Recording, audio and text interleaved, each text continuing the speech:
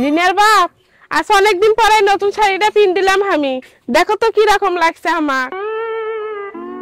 দেখ ভালো লাগতেছে না। কি কও তুমি? 2500 টাকা দামি শাড়ি আমি পিন দিলেন, তাও আমাকে সাজে না। আরে কাপড় কিনবে যে দোকানে লাগে জ্বালাও বেশি, ওই জন্য তোমার ভোদা বানা আছে। এইরকম কাপড় ফুটপাতে কত 500 টাকা হলেই পাওয়া যায়, 2500 টাকা দিলেছে। এইরকম ফুটপাতেও পাওয়া যায় শাড়ি? হ্যাঁ, এদিকে কি তুমি কিনছো না কেউ তোমাকে দিছে? দিছে আমার স্বামী। কত বছর যে এই দেয় দিছ, ভুলে গেছ? এভাবে আমার কানে দাও। गजब टू भी बाज आदमी। वाह मोदी जी वाह।